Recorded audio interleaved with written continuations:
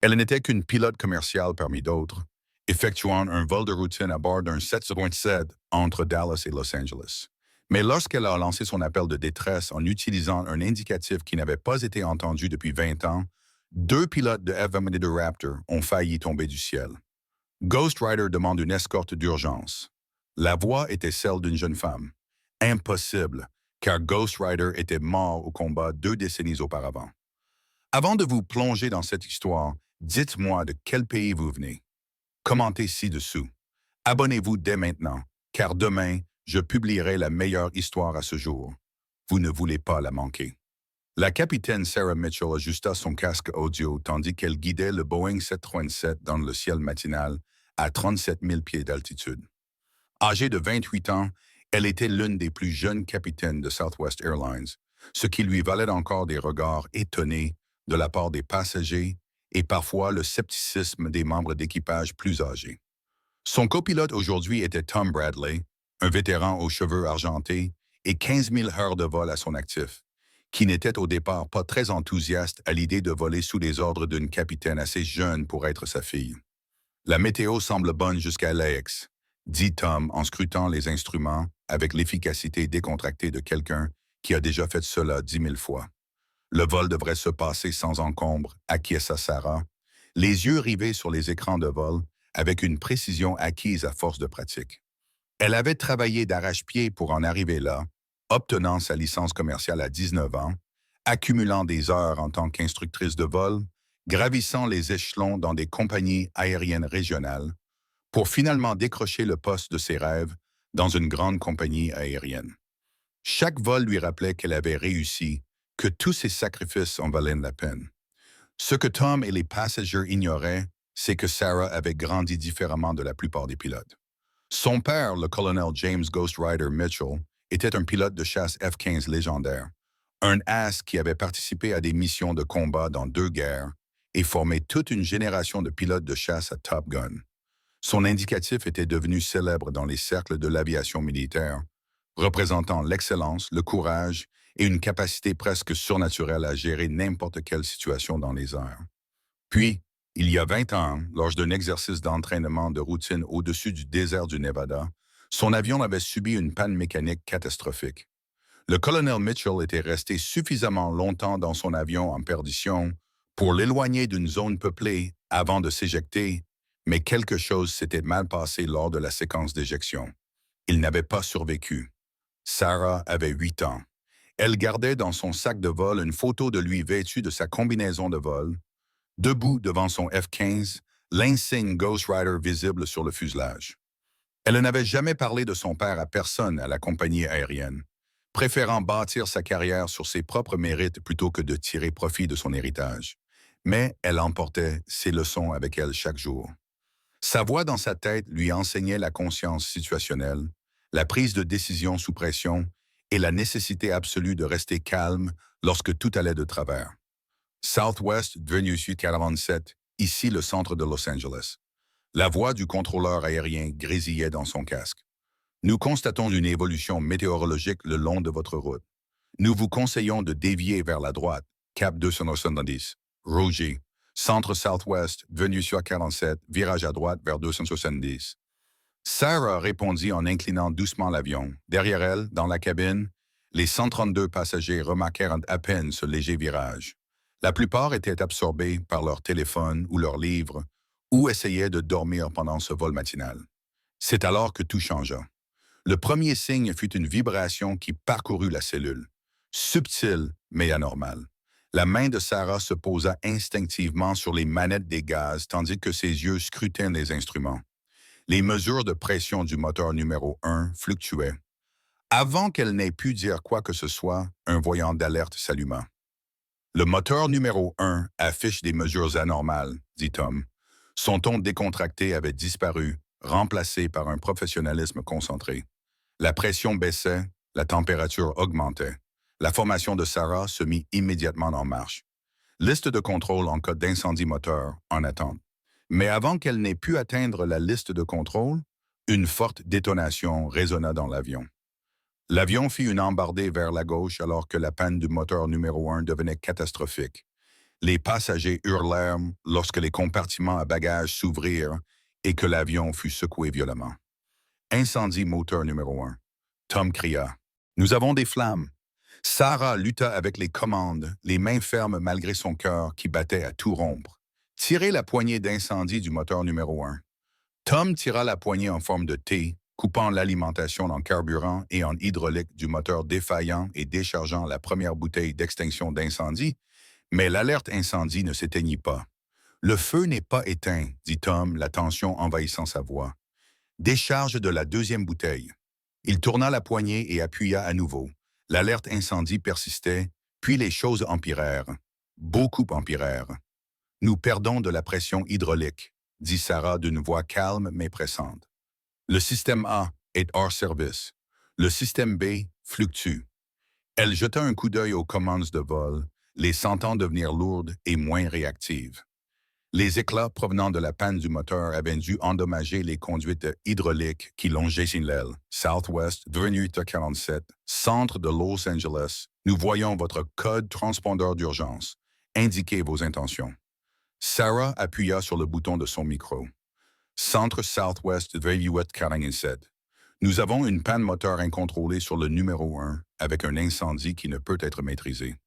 Nous perdons notre système hydraulique et avons besoin d'une trajectoire immédiate vers l'aéroport le plus proche. Nous déclarons une situation d'urgence. Roger 2847. L'aéroport le plus proche est la base aérienne d'Edwards, à 65 km au nord-ouest de votre position. Je les contacte immédiatement pour obtenir une autorisation d'atterrissage d'urgence. Squawk 7700. Edwards, l'ancienne base de son père, l'endroit où il s'était entraîné, où il avait enseigné à d'autres, où sa légende était née. Sarah repoussa cette pensée et se concentra sur le pilotage de l'avion. Mais la situation se détériorait rapidement.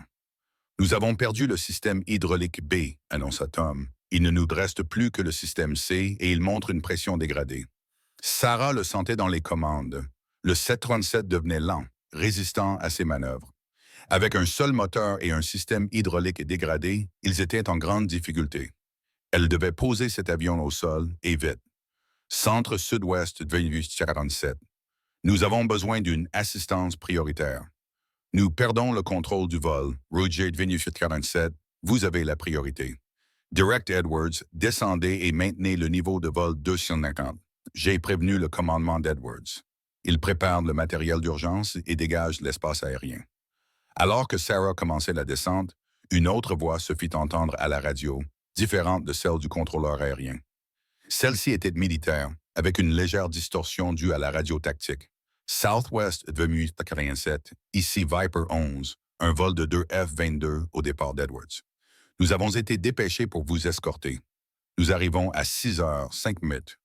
Sarah jeta un coup d'œil par le hublot et les vides, deux des avions de chasse les plus avancés au monde, grimpant vers sa position à une vitesse incroyable. En quelques secondes, ils se placèrent à ses côtés, un de chaque côté, suffisamment près pour qu'elle puisse voir les pilotes dans leur cockpit. Southwest 2847 Viper 111 à visuel. Le pilote du F-22 de tête dit « Nous pouvons voir les dommages sur votre moteur gauche et votre aile. Il y a encore de la fumée qui s'échappe. Dans quelle mesure votre maniabilité est-elle réduite et s'aggrave-t-elle? » Sarah répondit « J'ai un système hydraulique limité et je pilote cet engin avec un seul moteur et mes prières. Bien reçu. Nous allons rester avec vous jusqu'à l'atterrissage. » Edwards a mobilisé tout le matériel d'urgence de la base. Une piste de 16 000 pieds vous attend. Sarah luttait avec les commandes tandis que l'avion descendait. L'automatisation était défaillante, la forçant à piloter le Boeing endommagé avec un système hydraulique dégradé. Chaque commande nécessitait plus de force et la réponse de l'avion était retardée et imprécise.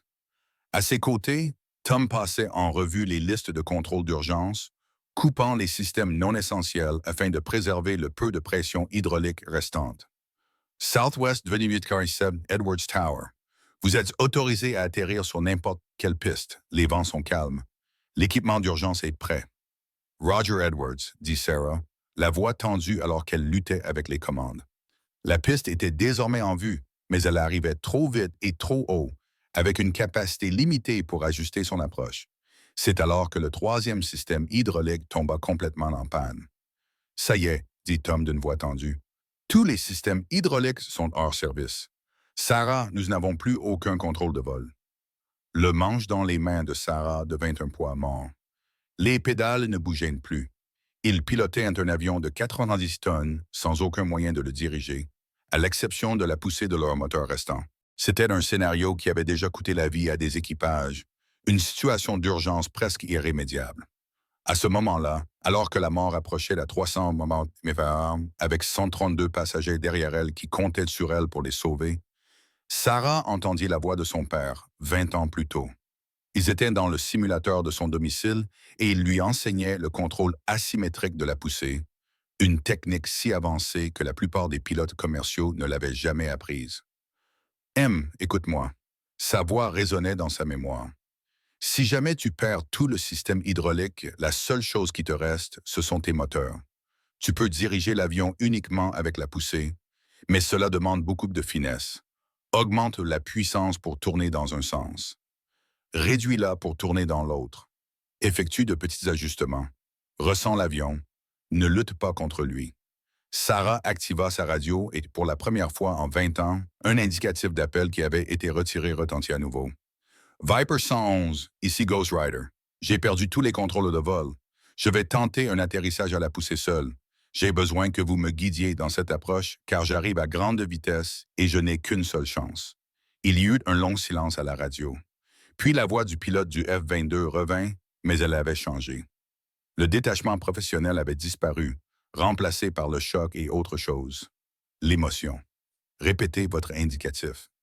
Ghost Rider répéta Sarah, les mains sur les manettes des gaz, effectuant des micro-ajustements pour maintenir l'avion à l'horizontale.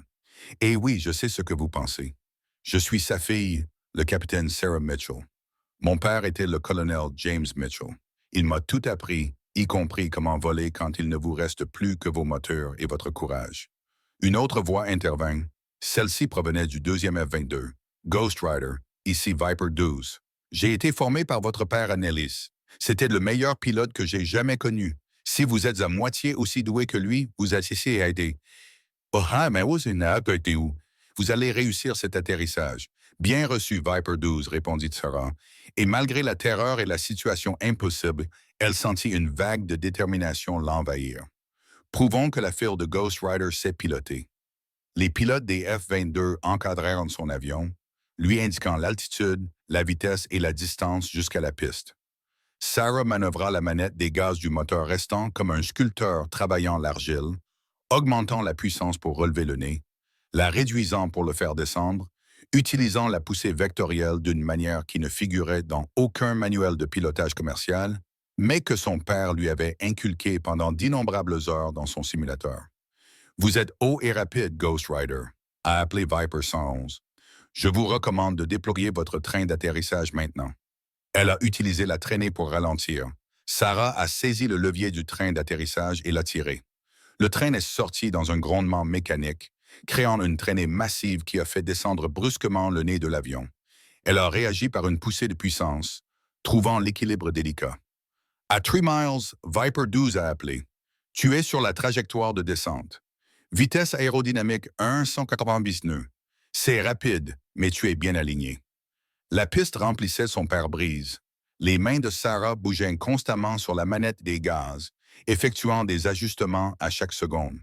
Trop de puissance et elle passerait au-dessus de la piste. Trop peu et elle tomberait comme une pierre. Elle devait trouver la fenêtre étroite qui lui permettrait de poser l'avion en un seul morceau. One mile, Ghost Rider, tu vas y arriver. Tom, à côté d'elle, était devenu silencieux, les mains agrippées aux accoudoirs. Dans la cabine, les agents de bord avaient demandé aux passagers de se mettre en position de sécurité. Tout le monde savait que ça allait être rude. Sarah vit le seuil de la piste approcher et effectua ses derniers ajustements. Elle donna un coup de puissance pour arrêter la descente, puis le coupa à la dernière seconde. Le train principal heurta le béton avec une force considérable, faisant éclater les deux pneus instantanément. L'avion rebondit, redescendit, et Sarah lutta pour le maintenir centré en utilisant uniquement la poussée différentielle. Les trains d'avant s'écrasèrent au sol. Ils étaient au sol, mais roulaient à plus de 150 nœuds sans frein, sans direction, uniquement grâce à leur élan et à la physique. Sarah coupa complètement le moteur restant et regarda la fin de la piste de 16 000 pieds se précipiter vers eux. « Allez !» murmura-t-elle. « Allez !» Ralentit. L'avion commença à décélérer. Le frottement et la traînée faisaient leur travail. Il restait 8 000 pieds de piste. 6 000, 4 000, 2 000. La fin de la piste approchait rapidement, mais il ralentissait. 1 000 pieds, 500. Le Boeing 737 s'est immobilisé à moins de 300 pieds de la fin de la piste. Pendant un instant, le silence régnait dans le cockpit, puis Tom a laissé échapper un rire tremblant. C'était impossible. Les mains de Sarah tremblaient lorsqu'elle a enclenché le frein de stationnement. Ça n'a pas marché. Rien n'est impossible. C'est mon père qui m'a appris ça. Les toboggans d'évacuation se déployèrent et l'évacuation commença. Incroyablement, personne ne fut gravement blessé. Quelques bosses, quelques contusions et le traumatisme psychologique d'avoir cru mourir, mais tout le monde s'en sortit indemne. Alors que Sarah descendait du cockpit, les deux pilotes de F-22 l'attendaient sur le tarmac, ayant atterri juste derrière elle. Ils avaient retiré leur casque et la regardaient tous deux avec admiration. Le capitaine Mitchell, le pilote en chef, a dit « Je suis le Major Rick Carson, indicatif Viper. Voici le capitaine Dave Thompson, Viper 2. Je ne sais pas comment vous avez fait ce que vous venez de faire, mais c'était le vol le plus incroyable que j'ai jamais vu. » « J'ai eu de bons professeurs, » a répondu Sarah. Puis ses jambes se sont dérobées sous elle, l'adrénaline s'étant dissipée. Les pilotes l'ont rattrapée et elle s'est retrouvée à pleurer et à rire en même temps. Les yeux du capitaine Thompson étaient également humides. « Votre père m'a sauvé la vie une fois lors d'un accident d'entraînement. J'étais en vrille à plat, sur le point de m'éjecter, et il m'a guidé pour que je me rétablisse. Il m'a dit, « Faites confiance à votre entraînement. Faites confiance à votre avion et faites-vous confiance. » Je n'ai jamais oublié cela. Vous venez de faire la même chose pour 132 personnes. La nouvelle s'est rapidement répandue dans la base aérienne d'Edwards. Au moment où Sarah a été autorisée à quitter l'infirmerie, une foule s'était rassemblée. Des pilotes, du personnel au sol, des techniciens de maintenance, tous voulaient voir la pilote commerciale qui avait piloté un avion de ligne endommagé comme un avion de chasse et l'avait fait atterrir en utilisant des techniques que la plupart d'entre eux n'avaient lues que dans des livres. Un officier supérieur s'approcha, un colonel avec des aigles argentés sur les épaules et plus de rubans sur la poitrine que Sarah ne pouvait en compter. « Captain Mitchell, je suis le colonel Vincent Drake, commandant de la base. J'ai volé avec votre père. Il était mon ailier et le meilleur ami que j'ai jamais eu. » Sarah se redressa. « Monsieur, votre père serait incroyablement fier de vous, » dit Drake, la voix légèrement brisée. « Bon sang, je suis fier de vous et je viens juste de vous rencontrer. Ce que vous avez fait aujourd'hui, ce n'était pas seulement du bon pilotage. C'était du pilotage légendaire. Vous avez perpétué l'héritage des Ghost Riders. » Au cours des heures qui suivirent, tandis que les enquêteurs examinaient l'avion et interrogeaient l'équipage, l'ampleur de l'exploit accompli par Sarah apparut clairement. La panne moteur incontrôlée avait projeté des aubes de turbines à travers l'aile, sectionnant les trois systèmes hydrauliques, ce que plusieurs redondances étaient censées empêcher. Elle s'était retrouvée avec un avion à peine contrôlable. Et grâce à une combinaison de compétences, de connaissances et de techniques apprises de son père pilote de chasse, elle avait sauvé toutes les vies à bord. L'histoire fit immédiatement la une des journaux.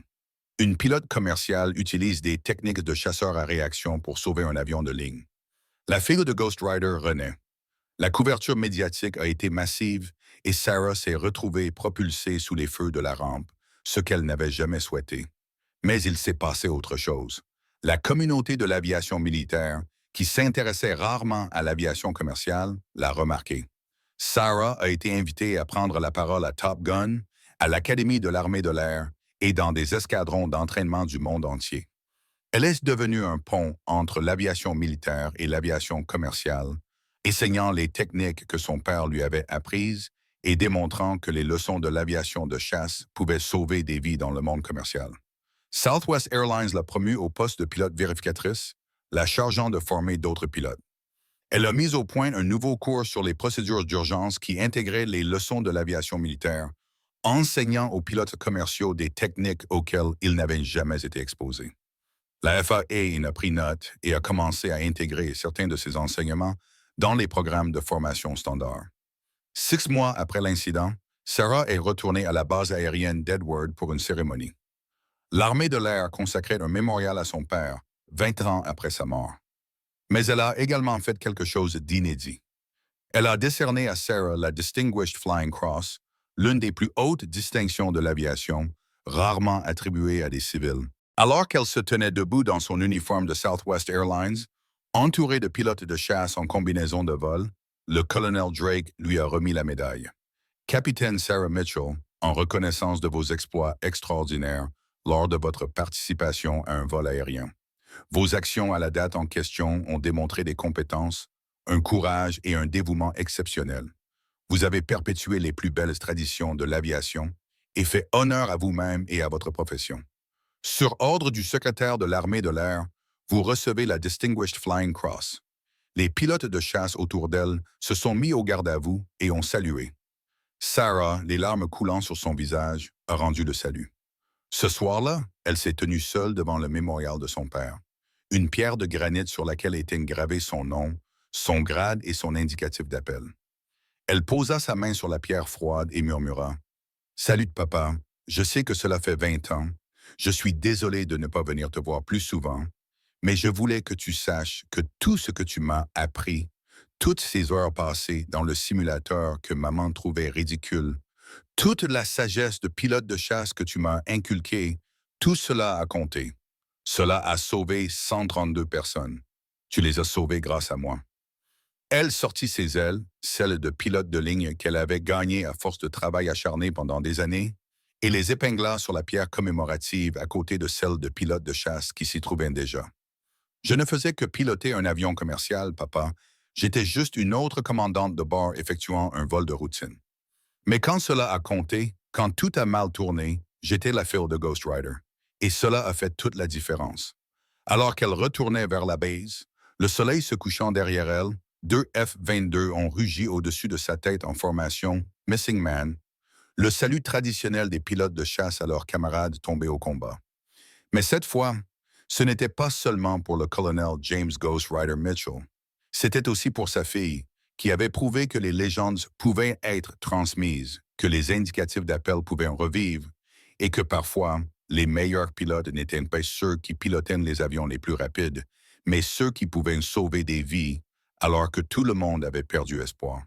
Sarah Mitchell avait commencé cette journée comme n'importe quel autre pilote commercial, effectuant un vol comme les autres.